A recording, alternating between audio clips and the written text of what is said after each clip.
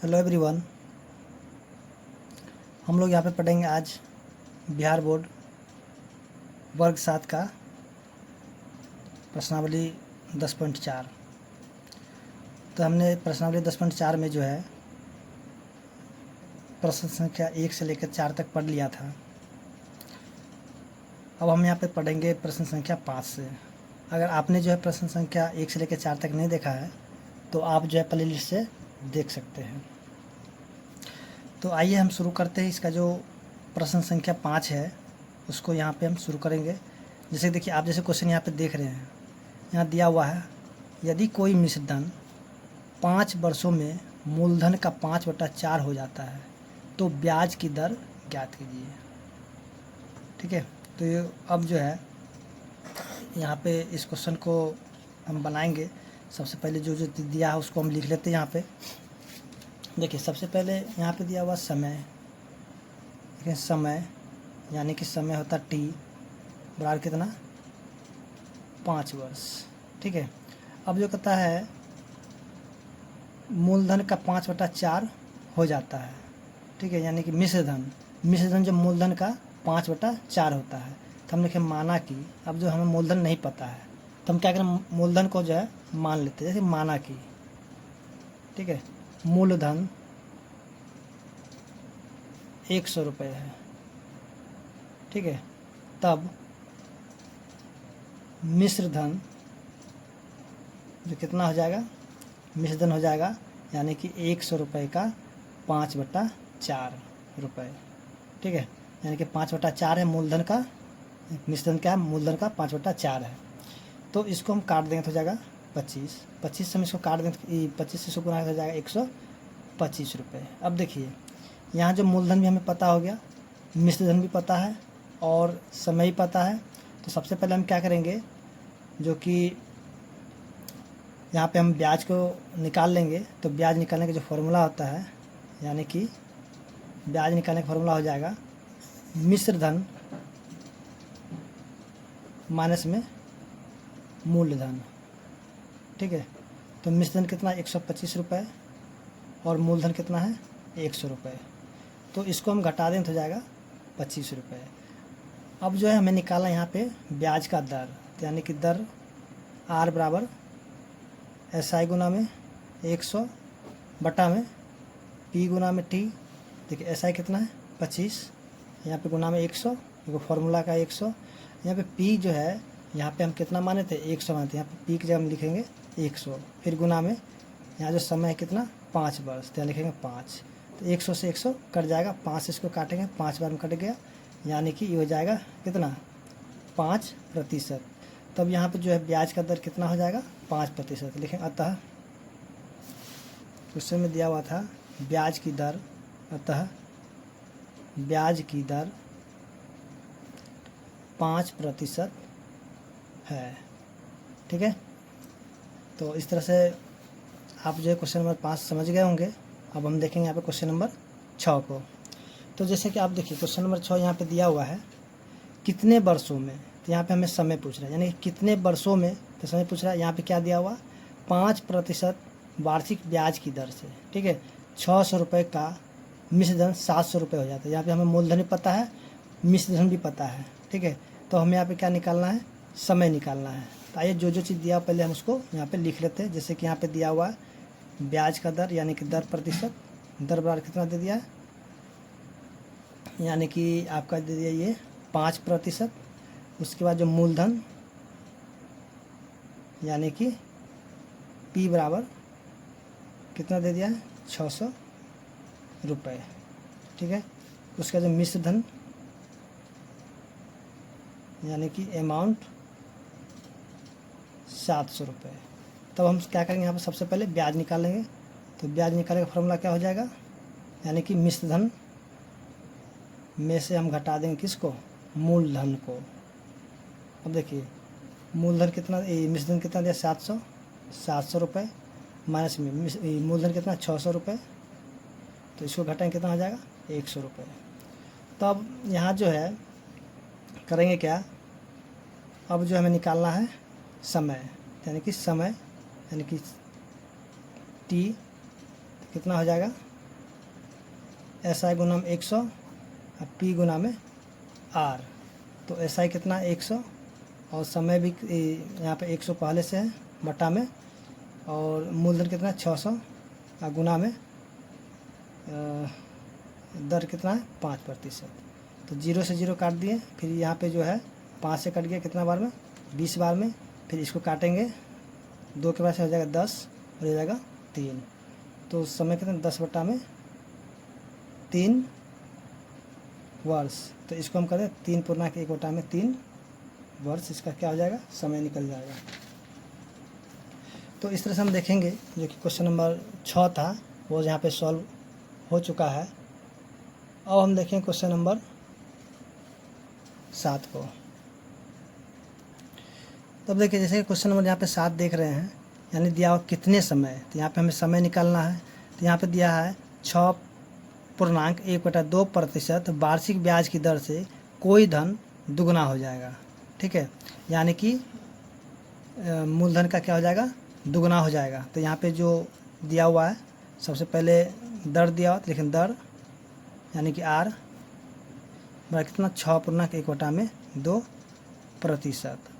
उसके बाद जो है अब हमें यहाँ पे मूलधन नहीं पता है, अब मिश्रण बड़ा मूलधन का दुगना है। तो यहाँ पे माना कि मूलधन 100 रुपये है। ठीक है, तब मिश्र धन क्या हो जाएगा, यानी कि मूलधन का दुगुना है तो क्या हो जाएगा ये 200 रुपये। ठीक है, उसके बाद जो है अब हम क्या करें ब्याज निकालेंगे, यानी कि ब्याज हमारा क्या हो जाएगा मिश्र धन माइनस में मूलधन। तो मिश्र धन कितना है 200, उसके बाद मूलधन कितना है 100। तो इसको हम घटा दें तो कितना हो जाएगा 100 रुपये। तो हम देखें यहाँ पे ब्याज भी पता है, मूलधन भी पता है, दर भी पता है। तो यहाँ पे क्या हो जाएगा इन तीनों की सहायता से हमें जो है कि समय निकल जाएगा। तो यहाँ पे लिखेंगे समय यानी कि T बराबर में SI गुना में 100 और यहाँ पे P गुना में P गुना में R। तो यहाँ जो है R जो है इसको हम पहले सीधा कर लेते हैं, 6 दूनी 12 1 13 बटा में 2%। तो इसका जो है SI का मान कितना है 100 गुना में 100 और बटा में यहाँ जो P का मान है कितना 100 और गुना में R है कितना 13 बटा में 2। तो यहाँ पे 2 को ऊपर लिख देते हैं, क्योंकि नीचे लगा है ऊपर चला जाएगा। फिर देखिए 100 से 100 काट दिए, अब क्या हो जाएगा कोई किसी से नहीं कटेगा। तो इसको हम क्या कर देंगे गुना कर देते हैं 200 बटा में 13 वर्ष। अब इसको हम क्या करें भिन्न के रूप में ले आएंगे। तो भिन्न के यानी कि मिश्रित भिन्न में ले आएंगे तो मिश्रित भिन्न कितना हो जाएगा 15 पूर्णांक 200 का हम लगा देंगे 13 से भाग 13 एकम 13 बच गया कितना यहाँ पर 7 0 13 बचे 65 5 यानी कि 15 पूर्णांक 5 बटा में 13 वर्ष। तो इसका जो आंसर हो गया है 15 पूर्णांक 5 बटा में 13 वर्ष। तो उम्मीद करते हैं कि आपको जो क्वेश्चन नंबर 7 समझ में आ गया होगा। अब हम देखेंगे यहाँ पे क्वेश्चन नंबर 8। अब देखिए क्वेश्चन नंबर 8 जो यहाँ पे दिया हुआ है कि 12% वार्षिक ब्याज की दर से कौन सा धन, ठीक है, 5 वर्षों में 400 रुपये हो जाएगा। यानी कि यहाँ जो है हमें निकालना है मूलधन। कौन सा धन जब भी बोलेगा तो हमें हमेशा याद रखना है कि हमें मूलधन ही निकालना होगा। ठीक है, और ये क्या दिया हुआ मिश्र धन। ठीक है ना, देखिए ये क्वेश्चन और ये क्वेश्चन दोनों ही एक जैसा है। तो अगर ये क्वेश्चन अगर हम बना देते तो ये वाला 9 नंबर का क्वेश्चन है वो आप जो खुद से ट्राई कीजिएगा। ठीक है, तो देखिए क्वेश्चन नंबर जो 8 दिया हुआ है, तो जैसा कि यहाँ पे जो जो दिया हुआ पहले हम उसको लिख लेते हैं। जैसे कि यहाँ पे दर दे दिया है कितना 12%। ठीक है, उसके बाद जो है समय भी दे दिया है यानी कि T कितना 5 वर्ष। ठीक है ना, उसके बाद जो है मिश्र धन दे दिया है। अब देखिए मिश्र धन दे दिया कितना 400 रुपये। ठीक है ना, तो सबसे पहले हमको क्या करना होगा यहाँ पे मूलधन भी देखना होगा कितना है, उसके बाद जो है ब्याज भी देखना होगा कितना होगा। तो हम क्या करेंगे, अब जो है तो देखिए, तो इसको हम निकालने के लिए सबसे पहले जैसे कि हम लोग जानते हैं कि मिश्र धन, तो मिश्र धन को ए बोलते हैं। तो अमाउंट निकालने का जो फॉर्मूला होता है P प्लस में SI, ठीक है। इस फॉर्मूला से हम क्या करेंगे, अब निकालेंगे।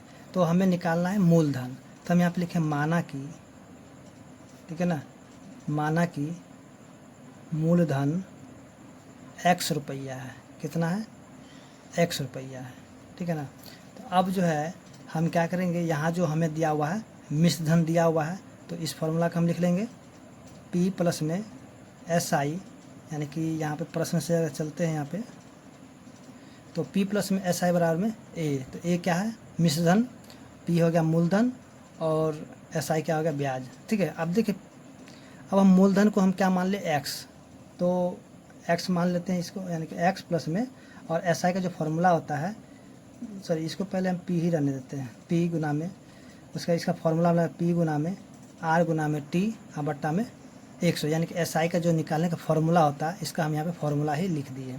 अब बराबर कितना हो जाएगा, 400, ठीक है ना। अब क्या करेंगे, यहाँ जो यहाँ पे मान दिया हुआ सबको इस जगह पे हम रख देंगे। जैसे P का मान कितना है, यहाँ पे हम X मान लेते हैं, यानी मूलधन को, यहाँ हो जाएगा X प्लस में X गुना में R का मान कितना है 12 और गुना में सॉरी यहाँ जो है, अच्छा R का मान 12 है, उसके बाद T का मान कितना है 5 है, बटा में 100 बराबर में 400। अब जो है यहाँ पे हम क्या करेंगे, इसको सॉल्व कर लेंगे। देखिए यहाँ जो है इसको हम काट लेंगे, जैसे कि 5 के पास से कट जाएगा 20 बार में, उसके फिर जो है, चलिए इसको हम फिर से लिख देते हैं, बहुत गंदा हो रहा है। देखिए यहाँ पे जो है x प्लस में x गुना में 12 गुना में 5 बटा में 100 और बराबर कितना हो गया 400, ठीक है।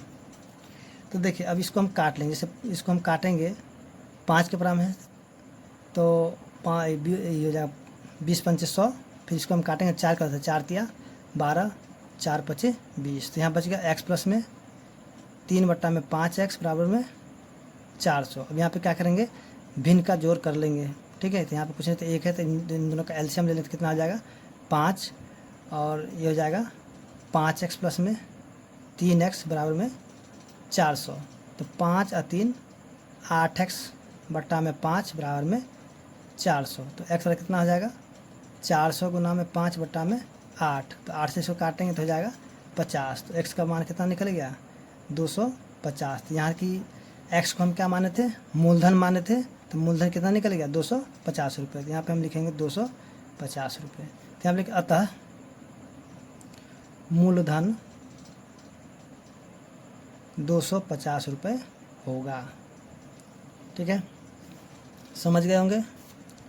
अब हम देखेंगे आगे क्वेश्चन जो दिया हुआ है, जैसे कि अब इसका जो 9 नंबर क्वेश्चन था, तो 9 नंबर क्वेश्चन भी जिस तरह से हम 8 नंबर क्वेश्चन को बनाए हैं, तो उसी तरह जो है 9 नंबर भी बनेगा।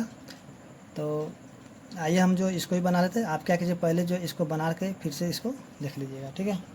तो देखिए जैसे जैसे चीज़ दिया हुआ उसी तरह हम इसको लिख लेंगे। जैसे कि यहाँ पे क्वेश्चन नंबर 9 है कि दर जो दे दिया है, यानी कि R बराबर 5%, ठीक है। उसके बाद समय कितना दे दिया है, यानी कि 8 वर्ष। उसके बाद मिश्र धन दे दिया है कितना 560 रुपये, ठीक है ना। तो वही हम फार्मूला लगाएंगे, जैसे कि मिश्र धन निकालने का फार्मूला क्या होता है, P प्लस में SI बराबर में A, यानी कि मूलधन जोड़ में ब्याज बराबर क्या हो जाएगा मिश्र धन, ठीक है ना। तो इसी फार्मूला के सहायता से हम क्या करेंगे, आगे जो इसका आंसर होगा उसको निकालेंगे। तो सबसे पहले हमको निकालना है मूलधन, तो उसको हम मान लेते हैं x, यानी कि माना कि